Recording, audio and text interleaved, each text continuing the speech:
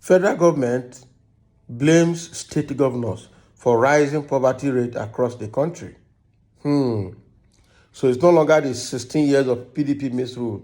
They are now blaming the governors across the country for the increase in poverty rate. Can you imagine? I think before this government leaves office in 2023, it will be good to establish Ministry of Blaming Affairs, because their years, all their 8 years, has been blaming one thing or the other, blaming one group or the other, blaming past government before they came in, blame. All right, that is what they have always been doing, shifting blame and shifting blame, not taking responsibility for anything. So let us create Ministry of Blaming Affairs, and probably either Festus Keyamo or FFK or Lai Mohammed will be the minister in charge of that ministry. That will work very well for them. It will be a good record for them before they leave. So I'm suggesting we create Ministry of Blaming Affairs. Let's see what they have to say to substantiate their claim that state governors are responsible for the rise of poverty rate in the country. The federal government has blamed the state governors for the rising poverty levels across the country. Minister of State for Budget and National Planning, Clement Agba, apportioned the blame on Wednesday while briefing State House correspondent at the end of weekly Federal Executive Council meeting. He also challenged state governors on the need to address the poverty among rural dwellers to make life more meaningful for them. Governors abandoned villagers. While noting that 72% of the poorest people in Nigeria reside in rural communities, Agba claimed that the governors have abandoned the critical demography, preferring to spend their state resources on the capital cities instead, he said.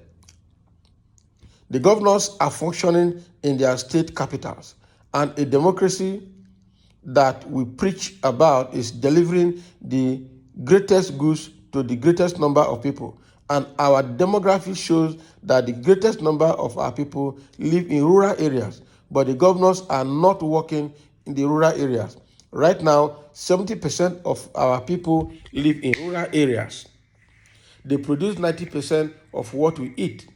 And unfortunately, 60% of what they produce is lost due to poor post-harvest loss, and it does not get to the market.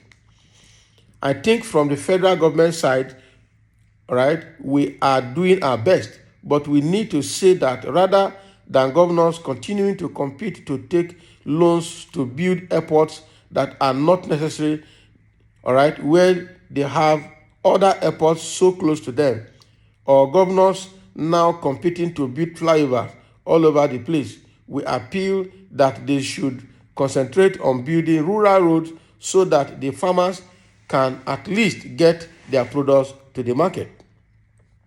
Nigeria's poorest state, Agba, said that Sokoto State ranked the highest on the poverty scale, followed by the oil-rich state of Bayelsa, according to the findings of a recent survey he conducted across the 109 senatorial districts nationwide.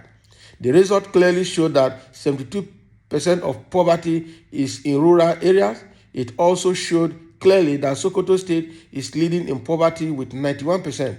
But the surprising thing is Bayelsa is the second in terms of poverty rating in the country. So you see, the issue is not about the availability of money, but it has to do with the application of money, Agba said.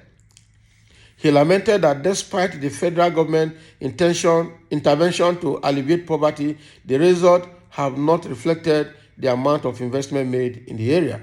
In the course of working on the National Development Plan, we looked at previous plans and asked why they didn't do as much as expected.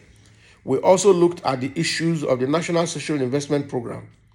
At the federal level, the government is putting out so much money, but not seeing so much reflection in terms of money that have been put into alleviating poverty, which is one of the reasons the government also put in place the National Poverty Reduction with Growth Strategy.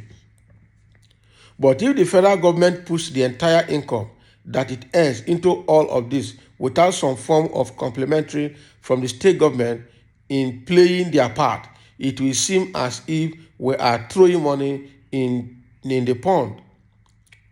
All right, so that is what they're saying. You recall that about 2 weeks ago, the National Bureau of Statistics revealed that 63% of persons uh, living in Nigeria, that's about 133 million people, are multi-dimensionally poor. This represents half of the population of Nigeria, 72% of whom reside in rural areas compared to 42% in the urban areas. Wow. So this is what is coming from Agba, all right? The Minister of State for Budget and National Planning, Clement Agba, is saying that the federal government is doing its part. But unfortunately, the state governments are also not doing their part. They're not complementing their part. When what he's saying here, one, it makes sense a bit, because I said that in Nigeria, nobody has ever challenged the state governors what they're doing with the money they're getting from federal government. All the allocations that are getting from federal government on a monthly basis, what are they doing with it? All right, some of them are owing salaries. They say it's not enough, but they are richer than the states that they're governing. All right. So what Agba is saying here is that the money they get, instead of them to use it on the rural areas where greater number of people live, they use it in the cities, in the state capitals, to build airports, to build flyovers. Meanwhile, the rural people don't have electricity. They don't have roads. Their farm products get bad after harvesting because they don't get to market for quick selling, and they don't have good storage system for their farm products. And the federal government, the state governors don't care about that. So what he's saying is that irrespective of what the federal government is doing for poverty alleviation, if the state government does not do their part, then if the state governors do not do their part, then it will look like they're throwing money into the pond. And it's making a bit of sense. Even the federal government is also good in blaming. So the question I have for Agba is there nothing federal government can do to checkmate the activities of the state government? Because they belong to the same executive arm of the government. The governors report to the president directly. President is their direct boss. So in the corporate organization hierarchy, all right, I will say the president is the supervisor to the governors. So is there nothing the president can do to hold the governors responsible and accountable and make them give account of the money that they are spending? Are they so autonomous? Are they so independent? So what are we saying? So if after sending the money to those states, is there nothing the government can do to monitor the state governors to be sure that they do what they're supposed to do? So it's not enough blaming the state governors. Even though the state governors actually, yes, they are not doing what they're supposed to do.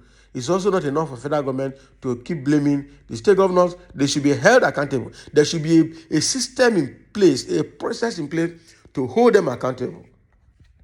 It's quite unfortunate that both the federal government and the state governors, all of them are the same. They're in the same boat. All right? They're in the same boat.